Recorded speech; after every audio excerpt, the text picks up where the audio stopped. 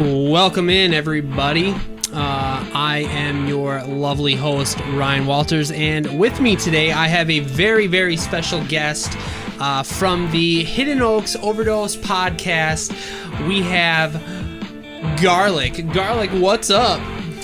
Not much, man. Not much is up at all. If we're in the spirit of being correct, it's the Hidden Oaks Overdose Football Fix podcast. You missed the football fix part, but otherwise, yes. I'm feeling good, I'm behind enemy lines today, and I'm happy to be here.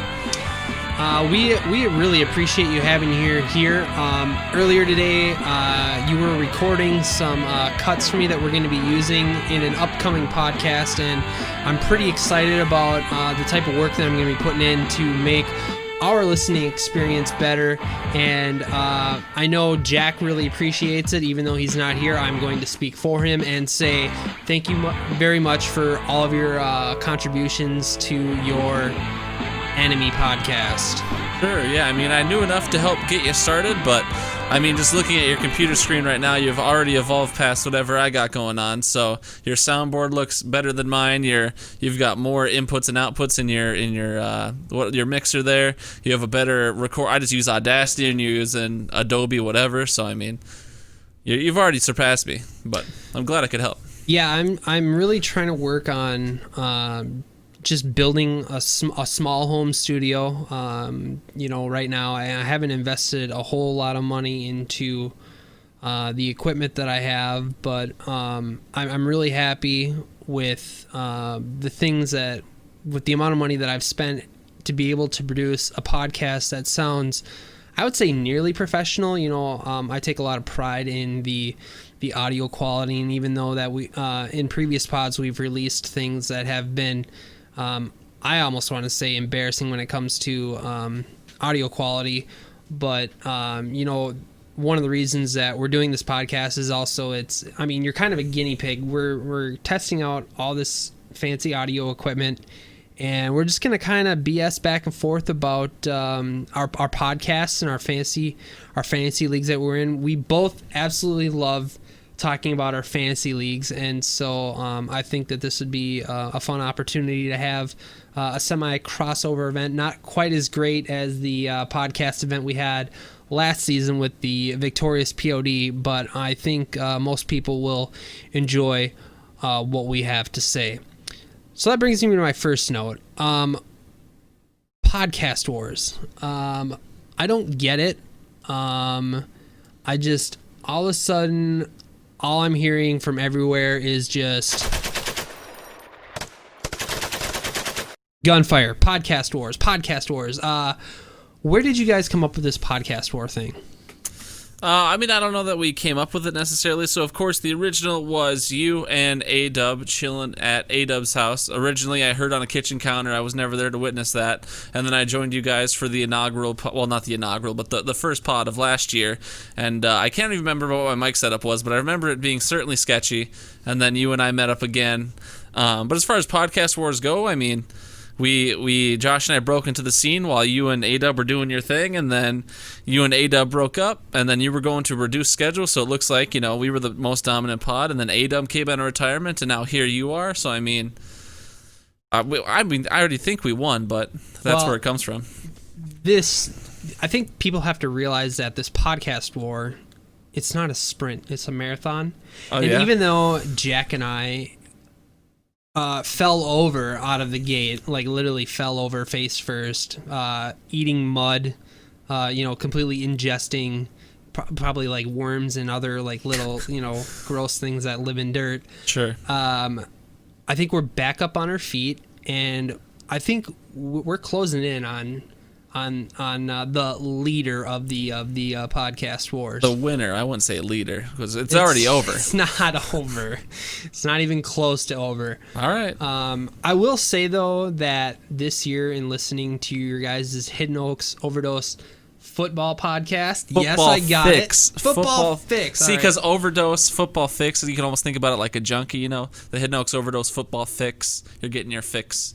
See, the way I keep looking at it is like I see the acronym that you guys have. It's the HOOD pod, HOOD. So that's why I always call it the Hidden Oaks Overdose Oh, that would be just it right there. Hood. Right.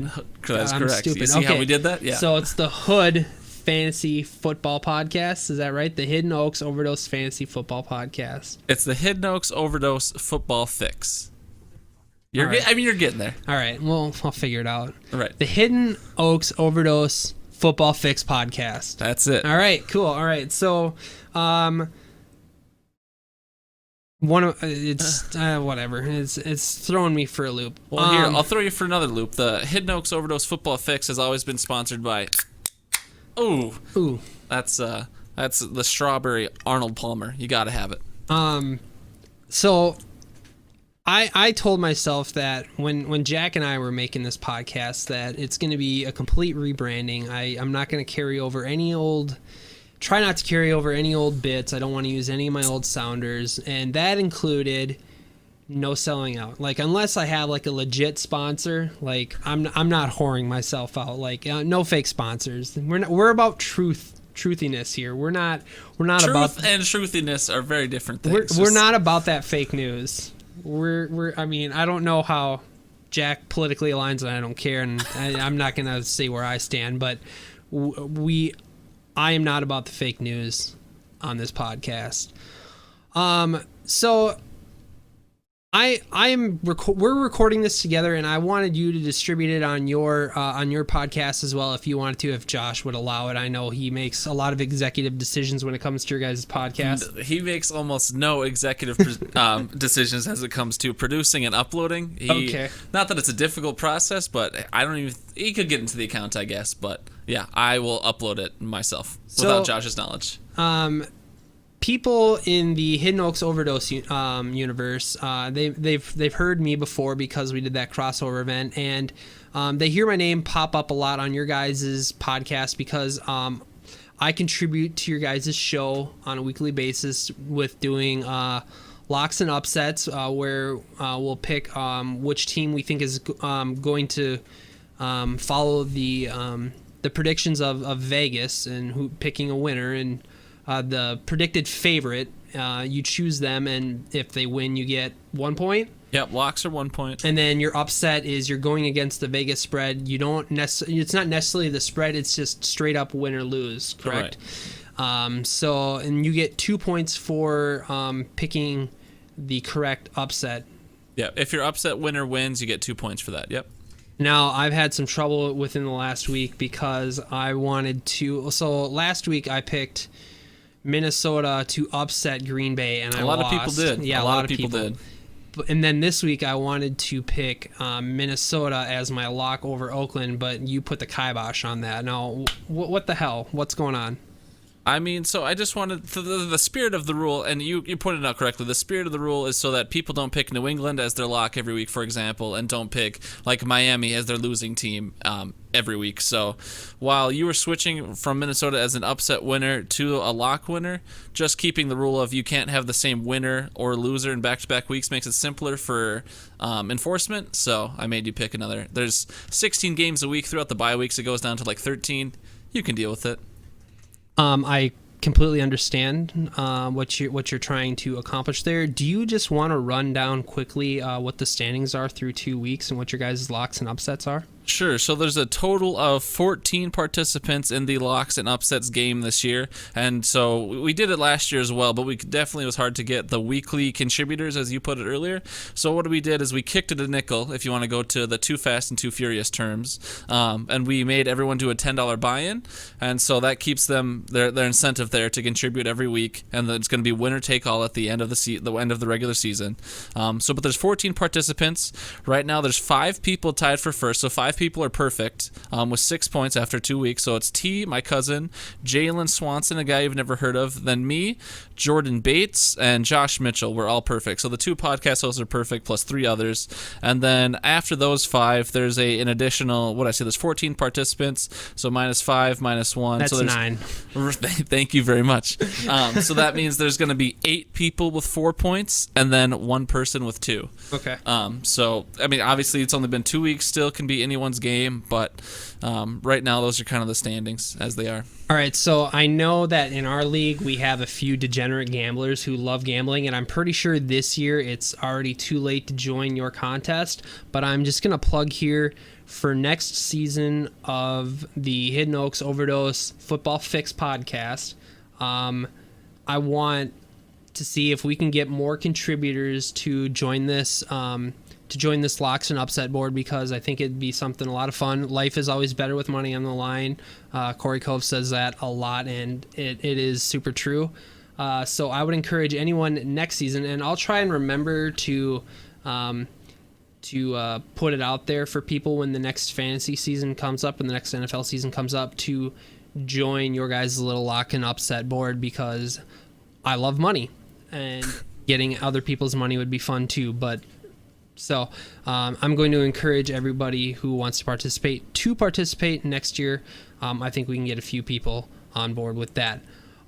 So I heard also that you were thinking about trying to be a weekly contributor to our podcast as well, the Land of 10,000 Pods. Jack, as you stated to me in private conversation, really is about them water bets. He has been through 2 weeks at least. Certainly. Yeah, he likes water bets. He listens to the Fantasy Footballers podcast, which is a fantastic podcast.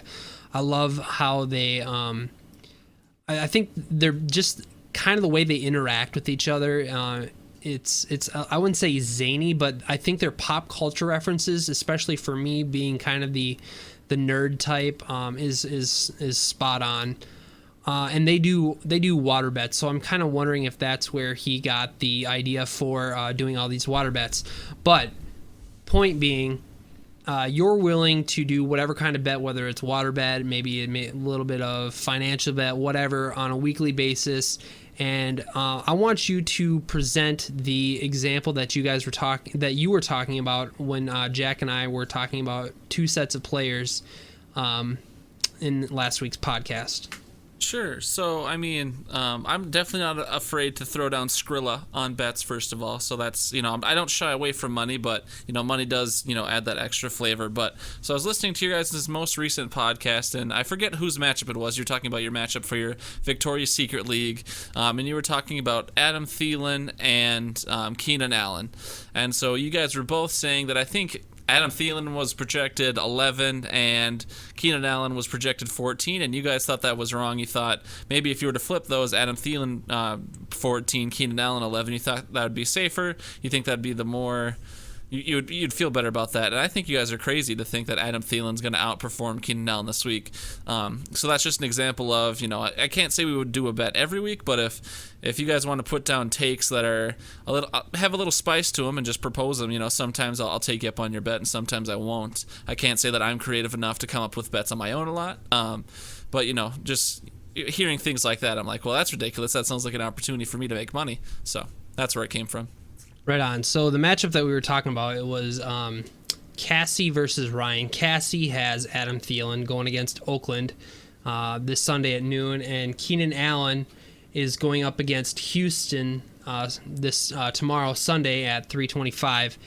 And in our half-point PPR league, we have Adam Thielen is projected 11.8 points, and Keenan Allen is projected 14.1 points. It's not a huge difference in points. I mean, you're talking about a catch plus 30 yards. So I mean, I think that's really a minimal difference. So I think that's one of the reasons why I thought that Adam Thielen is, especially in Oakland, who you claim, as we were talking in private, that they have a better pass defense than what most are led to believe. Well, I mean, if you're just looking at this season as your example, so week 1 they played Denver, which is not a prolific offense at all. And then week 2, so I mean, you could be like, they looked all right, they beat Denver. And then week 2 they played Kansas City, which is arguably the best passing attack in the league. So, I mean, if your sample size is just this year and most recently against Kansas City, of course they were going to get embarrassed. Almost anyone would get embarrassed against KC, so... Speaking which of Denver, did Emmanuel Sanders play in that first game against Oakland?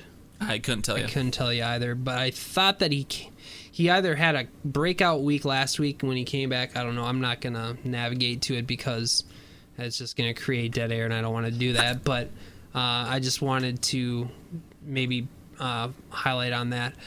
Speaking of fantasy, do you have any fantasy surprises this year? Like, has there been a player that has really broke out and really surprised you at all this year? Well, so I mean, the first couple weeks of the NFL year are always kind of fluky, and things tend to, like the law of averages, things tend to smooth over time. But I mean, certainly I think anyone would be surprised by Lamar Jackson so far.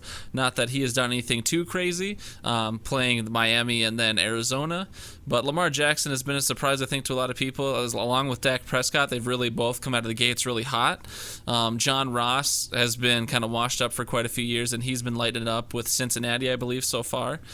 I mean, those are the ones that come to mind. I knew personally that Austin Eckler was going to be great in the absence of Melvin Gordon.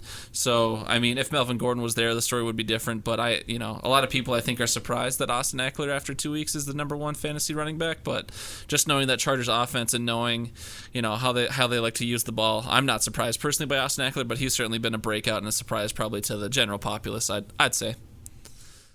Those are some really. I would have to agree with both of those takes.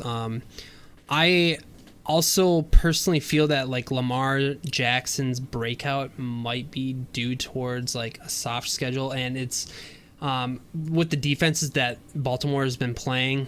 I don't think it changes much in KC. We'll have to see. I know that a lot of people are really looking forward to the Ravens versus the Chiefs this weekend. My question is, going forward, do you think that Lamar Jackson, has he outplayed his fantasy ceiling? Like, is he going to be coming back down to earth, or do you feel like he really has a chance to be a legitimate top 5 fantasy quarterback this season? Right. I mean, certainly time will tell. I mean, week 3 in what is shaping up to be in a game just full of offense, similar to when the Chiefs and the Rams met last year and went like 58-53 or whatever the final score was. So this week, I think Lamar Jackson does continue. Coming into the season, I will certainly admit I was not a Lamar Jackson believer. So going into your provoking thought of, is he going to come crashing back down to earth? I personally am still a Lamar Jackson doubter, I guess, in that scenario.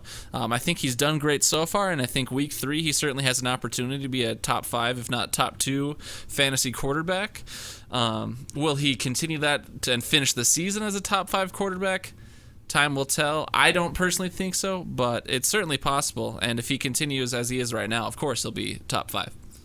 One guy that I do want to talk about, and I know Jack is just going to go crazy over this, speaking of quarterbacks and top 5 fantasy quarterbacks on the season, Dak Prescott. Dak Prescott has really, really surprised me this year. I knew that he was good and that he was consistent, but I didn't think that with the personnel that he had on his team, especially with the possibility of Zeke sitting out this year, that he was going to be at this point, and it's again only 2 weeks into the season, sitting as a top 2. He's the number 2 quarterback in fantasy right now, and I really think that with Amari Cooper and Zeke Elliott and the emergence of Michael Gallup, that these guys can that Dak Prescott can be a top 5 fantasy quarterback.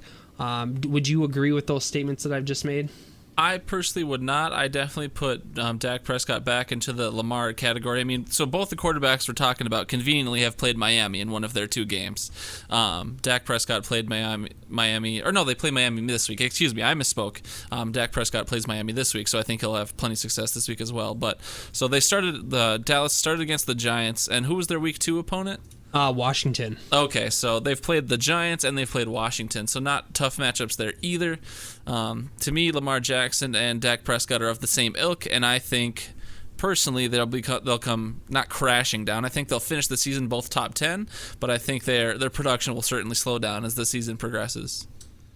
Let's talk about some running backs real quick, and this is one thing that I know has been discussed in our group chat in Victoria's Secret, and it's been talked about on the Hood podcast, is the Dalvin Cook versus Aaron Jones. And I know that there is a listener out there named Josh, who is also the co-host on your podcast. He is Team Aaron 100%. And last year he went out as far to say, I believe it was on the Crossover podcast, that Aaron Jones was going to be a better running back than Dalvin Cook, and that just hasn't been the case yet this year.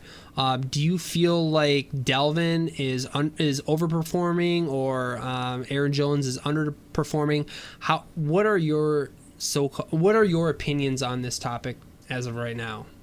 Sure, those are good questions. I mean, I really don't want to defend Josh, but to defend Josh, just because I feel like he might get a bad rip in this. So I think Aaron Jones and Dalvin Cook entered the league in the same years, if not one of them was just 1 year earlier. And so Josh, of course, also lives in enemy territory, so all he ever hears about is Dalvin Cook all the time.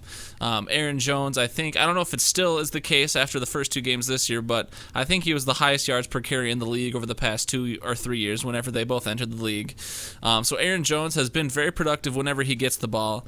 Aaron Jones also, however, in both the McCarthy and so far in the LaFleur system, will not be the bell cow back. He will be the back that they want almost split time, it seems. And I think I read something this week that whether LaFleur was trying to throw Denver off Aaron Jones' center or not, that he wants them to split time, him and Jamal Williams or whoever the other guy is. I forget his name. It's not important, but it's Jamal Williams. Yeah. Okay. So I don't think Dalvin Cook is under or overperforming. I don't think that Aaron Jones... Well, maybe Dalvin Cook is overperforming currently. I don't think Aaron Jones is under or overperforming. I think Dalvin Cook's biggest gripe or biggest criticism is his inability to stay healthy. And so after 2 weeks, of course, Dalvin Cook looks great.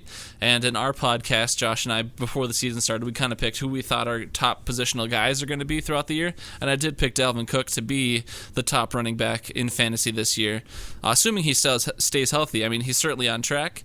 He is certainly the guy in Minnesota, whereas Aaron Jones is not the guy in Green Bay. He might be the best back in Green Bay, but he's not 20, 30 carries a game kind of guy. So to defend Josh, I think Dalvin Cook will outperform Aaron Jones this year, assuming he stays healthy, but Aaron Jones is a good running back.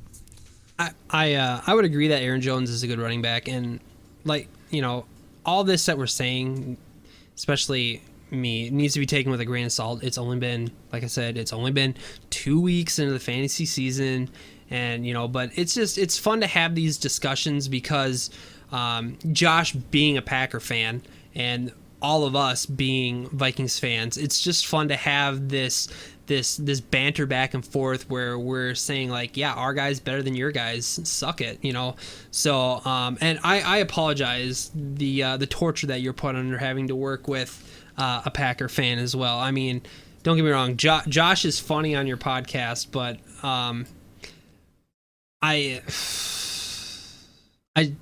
don't know. I don't know if you can necessarily have an objective view about a Vikings team if you're a Packer fan. But I think it goes both ways either. Like, we as Vikings fans hate the Packers, so we're always going to view them as a lesser team, but I don't know. I just think that the dynamic between a Vikings fan and a Packer fan doing a podcast together, it creates for some fun banter, and it is definitely enjoyable to listen. So I think you guys do a great job. Thanks. Yeah, I mean, it's certainly Josh. He's a Packers fan living in Minnesota, so he's dealt with that his whole life. Both Josh and I think try our best to be objective, and certainly we both have times where, as objective as we think we are being homers. I like to joke a lot about how Aaron Rodgers is. Well, I also say it's seriously and genuinely that Aaron Rodgers is past his prime, and that was an argument Josh and I got into the first couple weeks of the year, because Aaron Rodgers has looked better, I think, than the last couple of years. He's also healthier, but this is what his. Is this his 10th NFL season, 11th NFL season? As I can't say as a starter. I know he came in pretty early, but then sat behind Favre for a couple years. So right, so their Super Bowl was 2010. Yeah, So that was the 2009 season. Was that Aaron's first year as a starter? No, because Rodgers would have started the year in '08 because Favre went to the Jets for a year and then came here. So okay. I want to say Rodgers got drafted in like '05 or '06 and then he didn't sat start. behind Favre for at least 3 seasons. I don't know how many seasons. It was a couple, certainly. But yeah, so he's been around a while. As a starter, he's been around for at least, 10 years? So yeah, I mean, yeah, it's years. fair to say that his physical, he is past his physical prime. Right. I mean, he's still incredibly he's a great talented. quarterback. Yeah. I mean, yeah, I from a football athletics standpoint, I mean, I respect the guy. He has shown why he is a first ballot Hall of Fame potential quarterback. But I do believe you have a valid point when it comes to he is past his physical prime. Not saying that he's not a good quarterback and he's not in great physical condition. He's just not at his peak anymore. Right, and I think you want to transition here. I do want to say one more thing about Josh, though, just that I think Josh, rightfully so, I think Josh has a lot of Vikings homerism fandom fatigue just living here. So if he turns on K-Fan, all he's going to hear about is how great the Vikings are most of the time. Sometimes you have objective voices on K-Fan. It sounds like, and I've never been in your group chat, I can't say what goes through the mind of the Victoria's Secret League members, but it sounds like there's plenty of homers in that league as well, whether it's ironic or satirical or genuine, I can't say. But I think there's times where Josh just, like, he tries to bottle it up and be objective, but he'll have his breaking points where he's like, Dalvin Cook fucking sucks. Aaron Jones is the greatest running back of all time. I'm sick of hearing about Dalvin Cook who can't even stay healthy. And so it's just things like that. I think he does his best, but living in Minnesota, surrounded by Vikings fans, I think he reaches breaking points from time to time. So I have to ask, because I was listening to your guys' last podcast, when you guys were talking about between the Vikings and the Packers, you guys have the wonderful Carl Gerbschmidt sounder.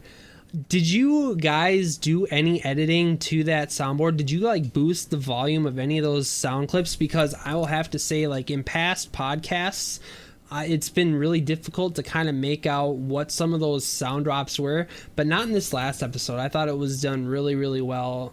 So I just wanted to give you guys recognition that the things that you're doing to improve the quality and the entertainment value of your podcast by making Mr. Gerbschmidt at a level where you can actually hear and understand them. I thought that that was a fantastic change. Like I said, I don't know if you guys changed it or not, but I noticed it, and I think you guys were doing really great work there. So let's transition to this weekend's games, and mostly I just kind of want to talk about the Vikings. I don't really care much about anything else. Sure. I'm sure you've heard I don't pay that much attention to football. I have heard that once or twice. Sure. So the Vikings are playing Oakland this weekend, and last I heard, which was yesterday, we were 8.5 or 9.5 point favorites. I can't. Yeah, a touchdown and some change maybe, but yeah, I've seen 7 to 9, I think, so far. Is that too heavy of a spread? I don't know that it's too heavy of a spread. So, I mean, we came out real hot against Atlanta at home. So if the odds makers, the powers that be, whoever's deciding those odds, or whether it's just what people are willing to bid on, if we have a similar performance to how we performed against Atlanta, then, we beat Atlanta by 16 points, I want to say. And the only points they got were in garbage time. So if they're thinking the game's going to be like that, then the spread is almost too soft. If they think this is going to be more of a grind, more of a slow game, low scoring, then then I could make the argument that Raiders could certainly at least cover the spread if they don't win outright. So I guess I can't say for sure. It really just depends on which team shows up this week. So we've only had 2 weeks, and we really, in Minnesota right now, have kind of the tale of 2 teams. And so whether it's one of the extremes we've seen or somewhere in the middle, I don't know. The 7-point spread seems all right, but I could certainly see Oakland covering that because I think Oakland has a good team, and I'm a fan of Oakland and John Gruden. So, do you think that it's because of their offense that they can cover the spread, or is it more of a defensive effort on their part? I mean, because they do have some fantasy players that are breaking out. The tight end there in Oakland, Darren Waller, yeah. Mm-hmm. I've got him on my fantasy team, on one of my fantasy teams, and it's a lot of fun. He's shown up this year, and I don't know the percentage of snaps that he was in for week 2, but in week 1 I heard that Darren Waller was in 100% of offensive snaps, and then the emergence of Tyrell Williams because of the vacated targets that Antonio Brown was supposed to be getting. I know he stepped up, and then and they were kind of joking about this on KFan on Friday. There's Daniel Carlson, who after his week two debacle last year at Green Bay with the Vikings, when he got signed by Oakland, he has been money out there in Oakland. So do you think that Josh Jacobs, he's out there as a running back, but I'm not sure if he's going to be playing this weekend or not. Do you know if there's...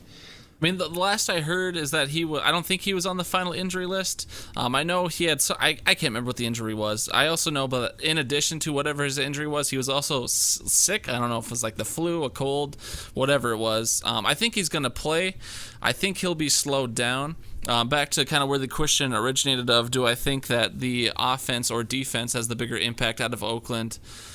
I can't say for sure. I mean, John Gruden is the play caller on the offense, and I think that offense would have been a little more prolific had, someone on the team stayed. But I like Josh Jacobs, and to your point, Darren Waller being on the field as much as he is. I mean, he's going to get he hasn't had a crazy game so far. He's had two good, solid tight end performances, but yeah, I don't know. I can't say which has the bigger impact between offense or defense yet. So I'm reading right here that Jacobs is not carrying a injury designation into Sunday's game. He fully practiced on Friday, so we will be seeing Josh Jacobs in full on Sunday. I don't think the Vikings are going to cover the spread. I think that let's see, what did I write down on my board? I thought my final score prediction for the Vikings was going to be 21-17. So somewhere close. I'm not sure if... I know the running game for the Vikings is doing really well. I'm just not so sure if our passing game for the Vikings is quite on target right now. We'll see. Some people are predicting that this week is going to be a bounce back week for Kirk. I'm kind of on the fence about it. I'm kind of getting over the honeymoon phase with Kirk Cousins. I mean, I kind of was last year. I was really disappointed with what Kirk did last year, but I mean, not stats wise. I mean, stats wise, he did. I mean, he was decent. He had over 4,000 yards passing and 30 touchdowns. But we, as a team, ended up at 8-7-1. And I think I don't know if that's all on Kirk Cousins, but I think a lot of people were expecting a lot more out of the Vikings last year. And this year, we had a chance to put away Green Bay in the fourth quarter, and Kirk Cousins gave it away, and so I'm on the fence. I'm not really sure if Kirk Cousins is going to be the answer to what Vikings fans are hoping for. Again, it's only been 2 weeks in the NFL season. We'll just have to see how it goes through. But I do believe that the running game is good enough and our defense is good enough for us to be able to put away the Oakland Raiders, although I don't think they will cover the spread. I think that pretty much wraps up what I want to talk about hardcore football-wise and fantasy football-wise. Do you have any other final thoughts, Garlic, that you want to get into before we get on out of here? No, I mean, I guess if there's anything else I wanted to talk to you about, it'll just be how you feel about your personal fantasy teams and your fantasy leagues this year. I think, if I remember correctly, you said you're in 2 leagues this year. I am someone who is a fantasy masochist, and I am in 8 leagues this year. Jesus. Yeah. Talk to me about your overall record. How are you doing record-wise between all 8 of your teams? Sure, that's a good question. So 8 teams. Week 1, I went 6-2. Week 2, I went 4-4. So that's an overall record of 10-6 currently. I'm winning 5/8 of my game if you want to use math and fractions. I am 1-1 in 6 of my leagues, and then 2-0 in the remaining 2. So I have a win at least in all of my leagues. I think that's good. I'm in 3 dynasty leagues, so at least one of my dynasty teams I know is not going to take me to the ship this year. If anything, I should probably start tanking more. But I mean, 2 of my teams I feel really good about, and those would be the 2 teams I'm 2-0 in, shockingly. But yeah, I mean, so many things can change. I'm excited, and last year was a really bad fantasy year for me, so I'm hoping to at least break even monetarily wise this year. So whether I have to be in one ship or whether I just like attrition it, a bunch of thirds or whatever to get some money back, that's my goal for this year. Is just a net even, monetarily wise, financially. So not to put you on the spot, can you, out of one of your 2-0 teams, do you have like a favorite team? Like, do you want to go down the roster and sure, tell I'll pull us it what up. you got? Yeah, give me a sec here. Sure, no problem. Excuse me. So yeah, you're excused. Yeah. Okay, so this is my fantasy league of extraordinary gentlemen. This is a Yahoo league I'm in. So my quarterback. So in most of my leagues, I go with the no quarterback strat. I take a quarterback at the very end, and so I ended up with Jameis Winston as my quarterback. He's been average so far, but average has been good enough to get me 2-0. I have Michael Thomas and Sammy Watkins. I have Dalvin Cook and Derrick Henry. I have Mark Andrews as my starting tight end, and then Kerryon Johnson is currently in my flex. I also have Robert Woods and Tyreek Cohen on the bench. Then I have A.J. Green, who we'll see once he starts playing again. I have Latavius Murray just because as a what if happens in New Orleans. I have the handcuff of Alexander Madison just in case anything happens to Dalvin. I want to be able to plug him in right away. And then I also have Kareem Hunt on the bench. Because maybe he'll improve my playoff odds. Then Brett Maher's my kicker. No one really cares. Baltimore's my defense, and they've done me right the first 2 weeks. I was able to pick up Dallas as my defense this week, who's playing Miami, so I think I'll have a good performance there. Overall, I feel good about this team. I'm currently projected to lose by 10 this week, but we'll see. That sounds like a pretty decent team. I really like A.J. Green on the bench, and Kareem Hunt could be a wild card for you when he comes back from his suspension. So like I said, I'm in 2 leagues. I've got the Victoria's Secret Fantasy Football League. That's a 12-team league. That's half-point PPR. This year, when I do the last 2 years when I've done my drafts, I've looked at the draft board of players, and I've kind of I've made my own little sheet, like in which round am I targeting which players. And I was able to follow that maybe for about, I don't know, I'm going to guess halfway, 3/4 of the way through the draft. But what I've noticed in our Victoria's Secret Fantasy League, that people's draft strategies have really all came together to be the same. Like the skills of drafting for our team has really improved. People are going out and getting wide receivers and running backs as fast as they can because they know that holds the most value. Some people will throw in like Travis Kelce in the second round or Patty Mahomes in the third, getting those top tier tight ends or quarterbacks. But majority of our drafts, you are finding people drafting more wide receivers, more running backs, and you're seeing less of 2 quarterbacks, 2 tight ends on your teams, and that just makes drafting a lot harder because people are going where all the points are. So I find our Victoria's Secret Fantasy League to be really fun because when it comes up to playoff time, we're looking 3 weeks out from the playoffs, and there are already must win matchups that are coming up, and it just makes our league really fun. I know I've been in that position the last 2 years where I had to basically win the last 2-3 weeks, and I'll make the playoffs. Unfortunately, last year Josh knocked me out of the playoffs last year, but I was really happy with my team this year. So I would, when my turn would be up, I'd run right up to the board and place my sticker out there. I did have one faux pas of trying to draft D.D. Westbrook when he was already taken, so I felt kind of like an idiot there. Sure. But I've got Carson Wentz, Kerryon Johnson, Chris Carson, DeAndre Hopkins, Tyler Lockett, Evan Ingram, Matt Prater. I drafted Devin Singletary, Sterling Shepard, Marvin Jones, Kalen Ballage, Mohamed Sanu, all those guys. So I thought that I drafted a team that has a real decent fantasy floor, and A few probably my quarterback and my first one wide receiver DeAndre Hopkins has the potential for like breaking through the ceiling to get as many points as needed to get a win. Last week I wasn't that great, but my first week I had the second most points in our league, and I thought that was really cool. My other league, it's a 10-team league, and I mean, I'm not going to go through all of that, but I feel like my chances there are better to win just because it's a 10-team league. But I mean, I think my fantasy season so far is going okay. First week I was 2-0, second week I was 0-2. We'll see how it goes. So I don't know. I've just been rambling. Now I'm tired.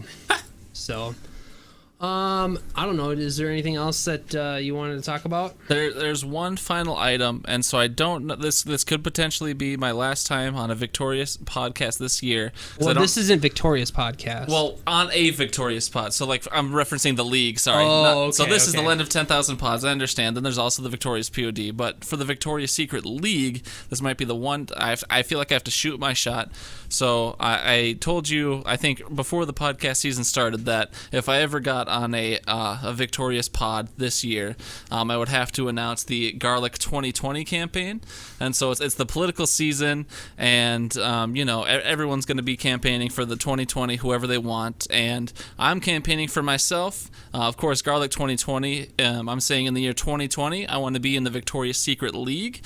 And so however I have to do that, if I have to come on as someone's co-manager, or if it sounds like Ryan Herman's kind of been the bottom of the league traditionally, whether Ryan Herman finally just departs or gets kicked out for poor performance, I don't know, I don't care, but I will do what I have to. I will, I can launch a website with all my policy positions if I need to, but I just want to announce Garlic 2020 is going to be my campaign to join the Victoria's Secret League, and whoever my opponents are, I look forward to a good political season, and then come election day, I hope to win.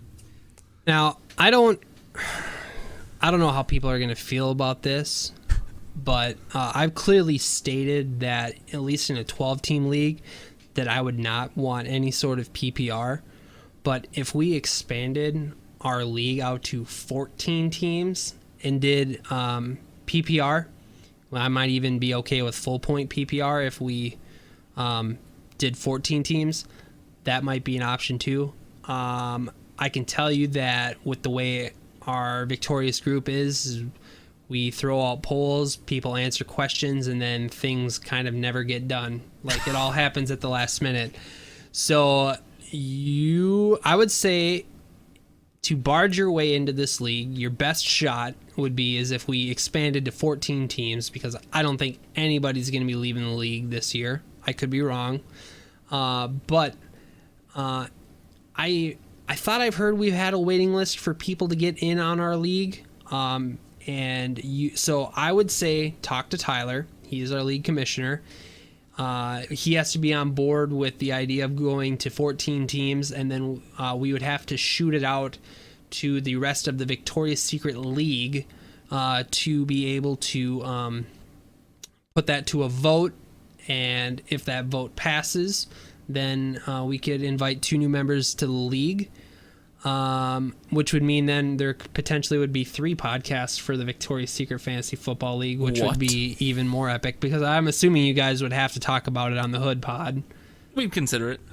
So, yeah, there's that. So, Tyler, if you're listening, which I think you do listen, which we appreciate, Garlic wants in, and, well, I guess it starts with you. So, think about it, and we'll go from there.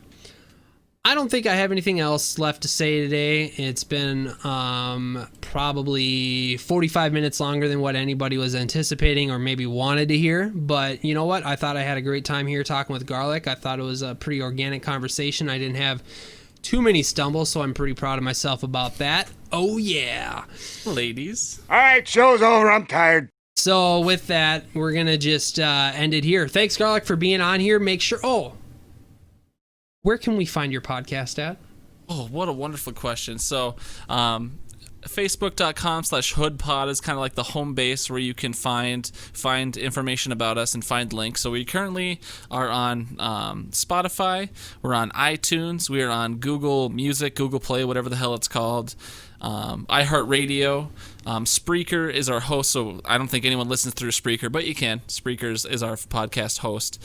And then I see both you guys are on Archer. I might try that out, just see what it's like. But it's Anchor. Whatever. Archer is a cool TV show also. So we'll plug Archer there. You're welcome. But yeah, we'll see. I don't know. I'm also kind of lazy, and I'm happy so far. But we'll see. But that's where you can find us. All right, so if we put this out onto the Hidden Oaks universe, I'm not saying you will or won't, but I'll just make a quick plug here. If you like what you are listening to, you can find the Land of 10,000 Pods podcast on Anchor. Just download Anchor or go to the anchor.fm website and search Land of 10,000 Pods, and you will find not only this episode, but 2 other episodes on there as well. Thank you so much, Garlic, for joining me today. Thank you so much for doing those sound drops earlier. I had a lot of fun talking fantasy football with you today, man. Thanks a lot. Love you.